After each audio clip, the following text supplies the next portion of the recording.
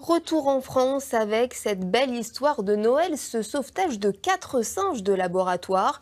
Cobayes pour des expériences en neurosciences, ils n'avaient jamais vécu en plein air. Âgés de 15 ans pour le plus vieux, ils devaient être euthanasiés, mais un parc animalier a tout fait pour les récupérer et leur permettre une retraite paisible. Agathe Ferrière et Asma Menana. Tape encore.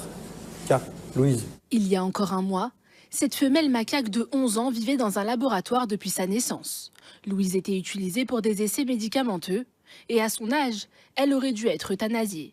Mais la Fondation Parrot lui offre aujourd'hui une seconde vie. Ils ont 97% de chromosomes communs avec nous. C'est pour ça qu'on a besoin d'eux pour faire des essais sur des médicaments. Grâce à eux, on a des milliers de vies sauvées. Et c'est la raison pour laquelle je souhaite qu'ils aient une retraite dorée chez nous. Comme Louise, Dylan et Reuter, 14 ans, et Vendetta, 15 ans, ont eux aussi été accueillis dans ce sanctuaire. Tous ont grandi sous lumière artificielle, dans des enclos fermés, sans jamais connaître l'extérieur.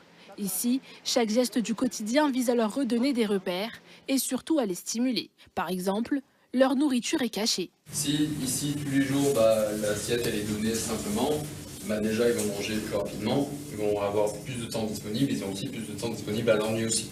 Le but, c'est que ça casse justement ce sentiment d'ennui. Cordes, hamacs, jouets, arbres, tout a été pensé pour favoriser leur rééducation comportementale. L'objectif, former un groupe, recréer des interactions sociales et les reconnecter progressivement à leur environnement naturel. Dans des laboratoires de recherche, il n'y a pas de gazon, il n'y a pas d'herbe.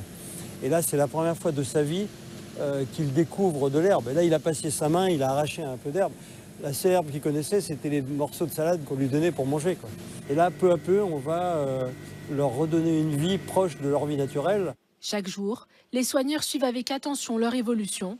Ces 4 macaques ne seront pas exposés aux visiteurs afin de préserver leur tranquillité. Seuls les généreux donateurs qui ont permis leur transfert ici pourront leur rendre visite 13 demi-journées par an pour accompagner discrètement cette retraite bien méritée.